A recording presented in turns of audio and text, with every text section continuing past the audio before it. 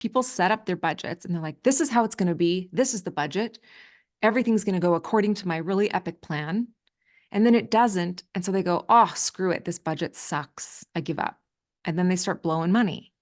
And so what you have to do is you have to understand this is how I would like it to go, but it might not be quite like this. The point is I need to have enough cash to cover my own butt. That's the point. So if that first couple of months, yeah, you start to pay off debt and then this happens, so you got to kind of go back and forth. And, people in the program call it the phase 1, 2, cha, cha, cha. Yeah, you just do a little dance. You just a little over here, but you don't panic. You just keep dancing and you'll figure it out in time. I didn't sleep last night because I was wide awake going, the last podcast we recorded was so stupid. I'm going to get a bunch of 1-star and 3-star reviews now. And people are going to be like, there, how do you like it? No, that was the whole purpose of what you said, was don't do the middle of the road 3 stars. Okay, so I'm going to get a bunch of 1-star reviews. No, you're not, because it's not 1-star content, right, people? This is 5-star only around here. Oh, I don't know. Isn't it funny how your subconscious works? Like I was just like telling the truth of how you either refer somebody or you don't. So, if you like something, tell everybody. And if you don't like something, mind your own business. Or if you feel like you need to say something, then fine, say something, but make it constructive and make it whatever, right? And then in the middle of the night, like my brain was just like, you're failing. You're a failure. Let's stay up and think about all the things that can go wrong. Why does that happen to us in the middle of the night? Like, isn't our brain when we're sleeping supposed to also be resting and like growing more cells and getting stronger and doing all of those things? I think for most people, that's why most people are intelligent. I'm on the other hand, I'm only medium smart and it doesn't do this. The other dumb thing my brain does this ever happen to you? Where you wake up in the middle of the night and you got to go to the bathroom, but you don't want to get up. So you Yeah. just lay there Yep. and think about how you wish you didn't have to go to the bathroom. Yep. You don't want to get up. You don't want to be cold. You don't want to whatever. So you hold it and hold it and hold it. And eventually what happens? Yeah, you gotta pee more. You You gotta gotta like, go anyway. then it's more emergent even by that point. Yeah. And so why didn't I just go before while I was still half asleep? And then, being a human is very hard sometimes.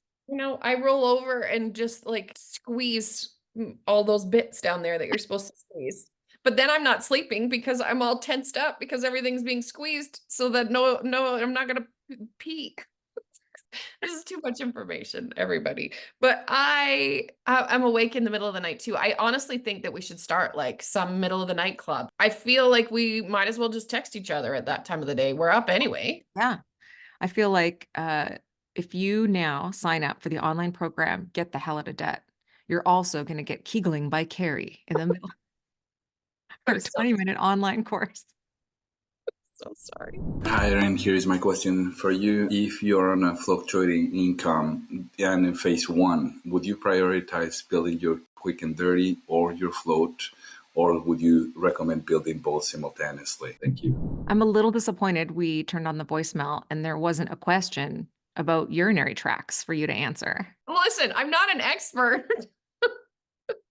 Yet another boring question for Erin. Okay.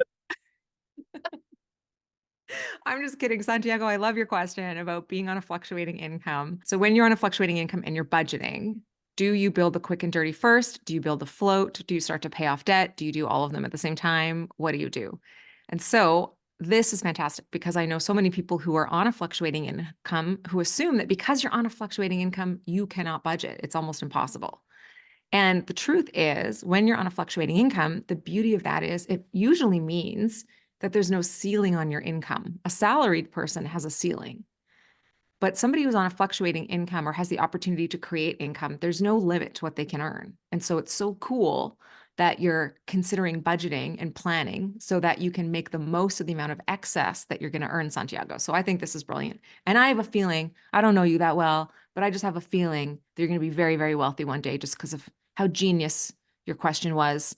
And the fact that you've got a really cool accent. Those two things combined. Unstoppable. Unstoppable. You meet somebody with an accent, you could just like listen to them all day. Yeah. Like the British I think accent. most of them. Yeah. All the I can't think of a bad accent. No? Ours. Probably Western Canadian. You betcha. Right on. Eh?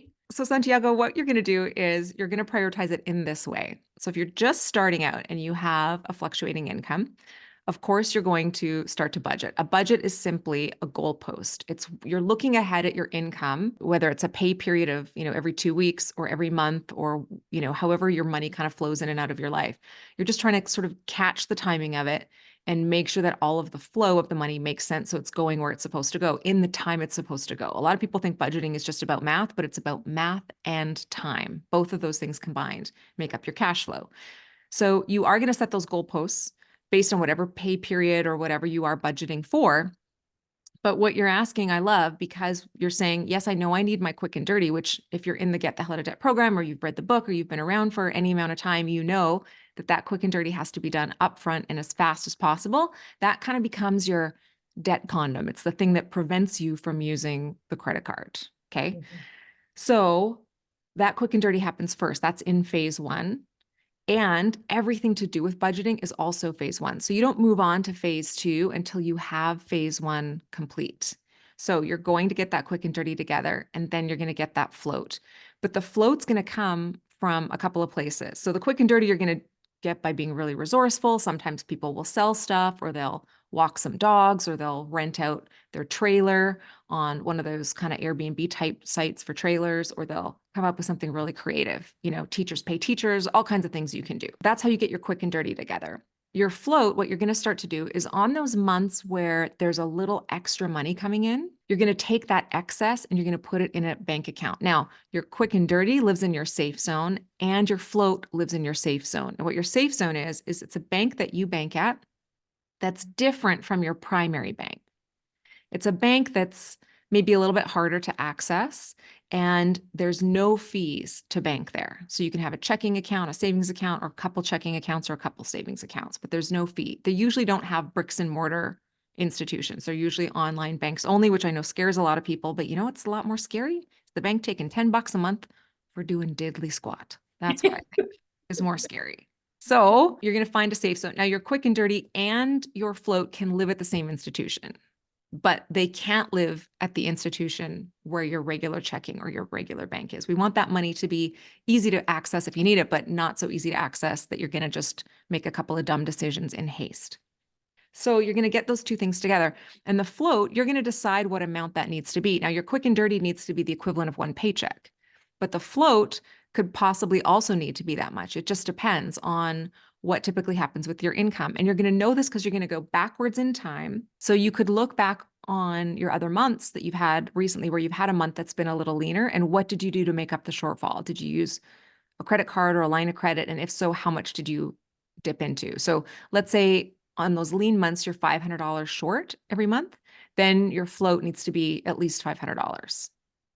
But for a lot of people, depending on how big their income fluctuates, like I can think of, realtors, for example, like their income might fluctuate, tens of thousands of dollars, like a lot of closings in 1 month to 0 closings. It can be really difficult.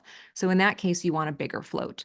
And the float is basically a bit of cash set aside that you would use to buffer those months where there's no income. So you don't go into the quick and dirty for that. Your quick and dirty is for emergencies. A float is not for emergencies. A float is simply for bad planning or bad timing. That's all that's for. So you would dip into the float to cover the shortfall. And then the next month or another month where you have a big, windfall or there's extra money, then you replace the float. Just like you would do if you were a salaried person and you had your quick and dirty and you needed to borrow a bit from it, you would pay that quick and dirty back first and foremost. And what this does is it sets you up to practice working with actual real money instead of debt to really be self-sustaining. And then eventually what happens, this is the cool part about all of it, is as somebody who has a fluctuating income, when you have both a quick and dirty and a float, and you start working on things that are going to increase your income, and you start not to need that float, eventually you don't even have any emergencies because you've got enough of a buffer that you can kind of capture or carry your own mistakes.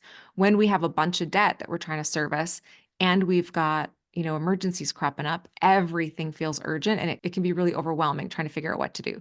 So all of those things happen first. And when you have that float in place and that quick and dirty in place, now you're going to move on to phase two and create your custom debt payoff plan. Do you want more? I know you do. Why wouldn't you want more? More what? What do I want more of? More of this, come hang out in the online course, Forget the Hell Out of Debt. The link is in the description. You just got to click it, sign up, and we'll see you in there. I was going to say, I need to know the order in which we do things. So it's quick and dirty first, then we're doing our float.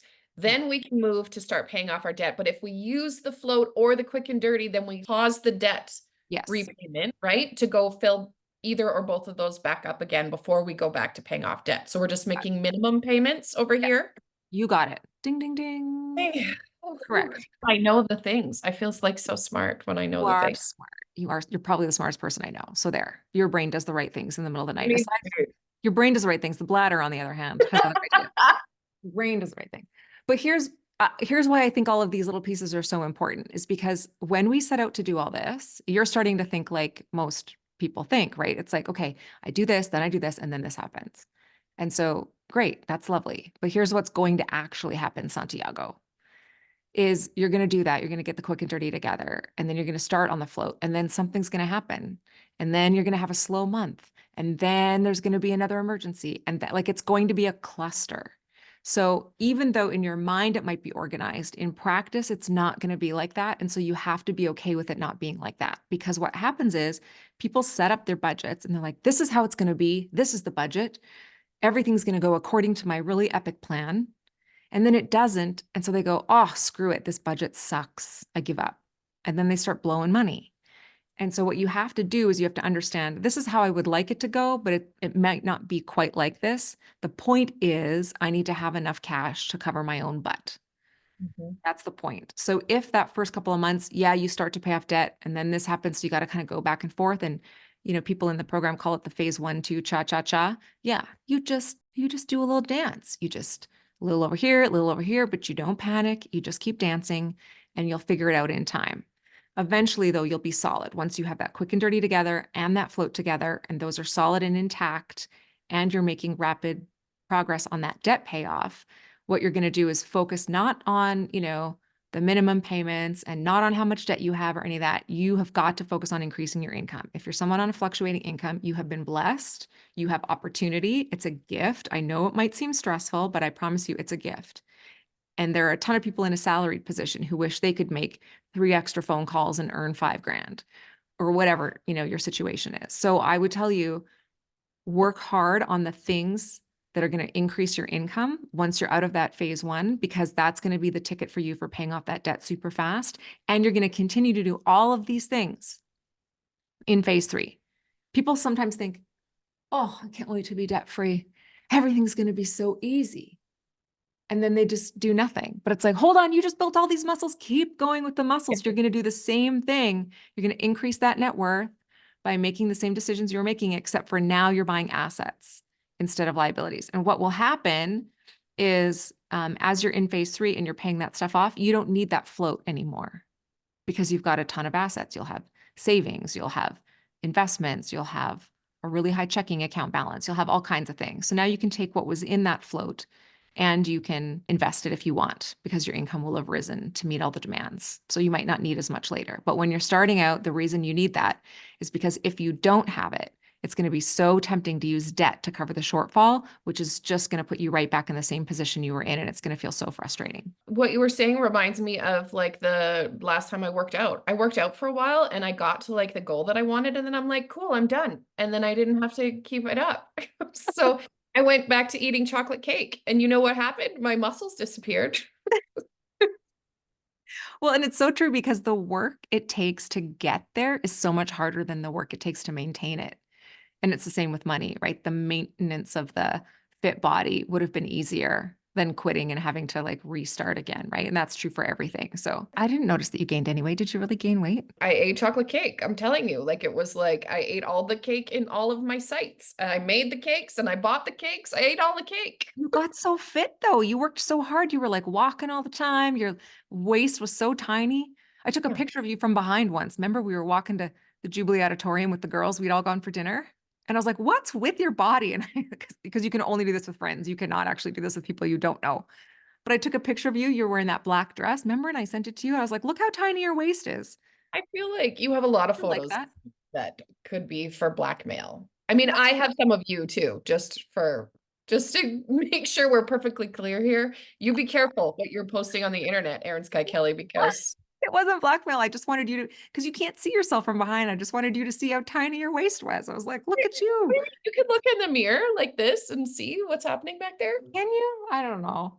I don't know. think dare. I don't need to see what's back there. We don't need to see what's happening. Yeah, we don't need to see what's back there is right. But when it comes to our money, we want you to look back there.